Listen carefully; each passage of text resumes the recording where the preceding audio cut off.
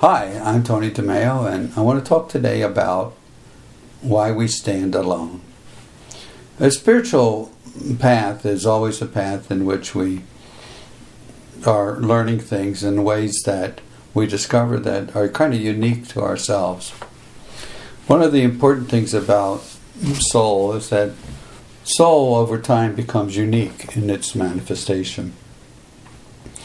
Meaning that no two souls experience life in the exact same way.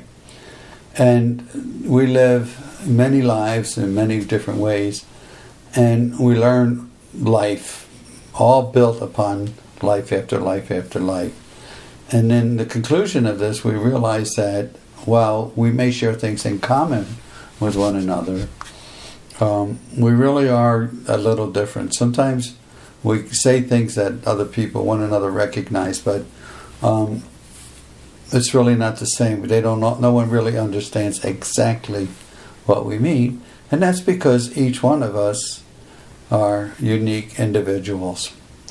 The important part of that is that as part of the Creator, we all have our own uniqueness to share with the Creator, and we all have our own uniqueness to share with one another. This is good because we can see that we're all not the same and that we all have wonderful things to share and different takes and different insights.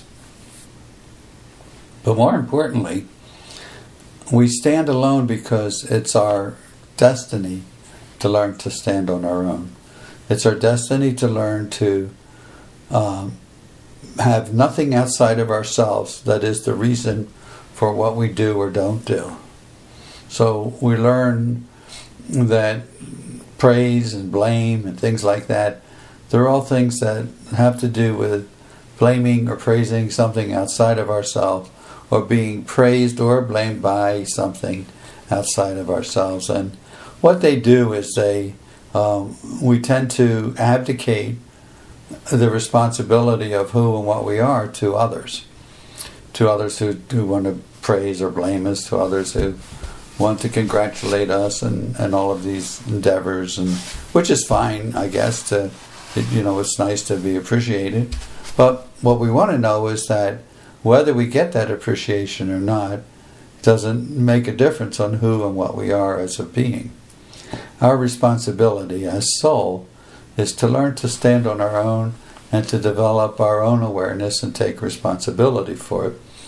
And part of that responsibility is that oftentimes our point of view is not at all in harmony with anyone else's, and it's not supposed to. If we take the idea that we're in this world and not of it, then our point of view may be as a result of observing this world, but it won't be just the observation. It'll be influenced by the very essence or understanding of what we are.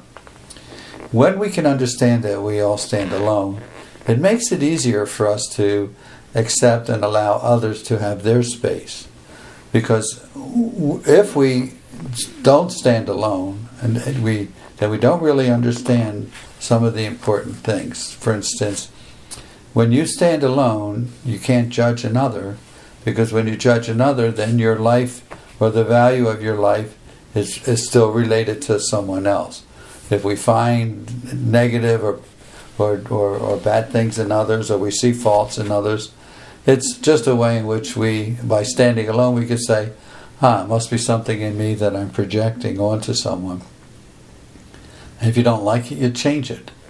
But what's important is that standing alone is a very subtle and very difficult thing to do, because we're so acclimated to blame someone or something else for our places in life, but also blame someone or something else for who and what we are, because if it wasn't for this, if it wasn't for that, we wouldn't be this. But the fact of the matter is that when we learn to stand on our own, we take responsibility for everything we do and everything we are.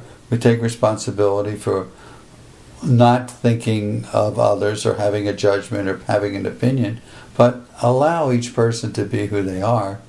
And by standing on your own, you don't feel any competitiveness or any negativity or anything about that person that would be, unloving. So by standing on our own, we stand strong on our own. We're stable on our own, and we require no one to support our point of view or our place in eternity. Part of learning this, part of the importance of this, is that along the way, as we realize we are part of the Creator, we learn to use those spiritual contemplations to go within and realize this. And as we realize we are that part of the Creator, we begin to see that the Creator is in all people. And by realizing that Creator is in all life and everything exists because of the Creator, we begin to have a greater respect for it. And we also realize that just as we are learning to stand on our own and stand alone, and we realize the importance of others learning to stand on their own. Now, we tend to not give as much of our opinion. I mean, we share knowledge and we share insights and understanding, but we don't want to share the value of another person or determine the value of another person by our point of view. We want to let each person realize the opportunity to stand on their own, and as they're accepted, also we're accepted. And one of the important things is that when we grow into the higher worlds, if we don't stand alone, then we can't make it into the higher worlds because we haven't established the self. And so you don't have a self-realization. When you acquire this self-realization, you also recognize each person has its own self-realization. So, traveling into the higher worlds, one of the things we learn along the way is that in order to be in a certain world or a certain place, we have to be in harmony with it. To be in harmony with it, that's something we do ourselves, by ourselves, because the harmony that we have is a harmony that only we have. And if we can't stand on our own, we can't recognize that harmony. And it really limits our ability to travel the inner worlds. So, standing alone is far more than just being on your own 2 feet. Standing alone is also being able to allow all life outside of you to stand on its own.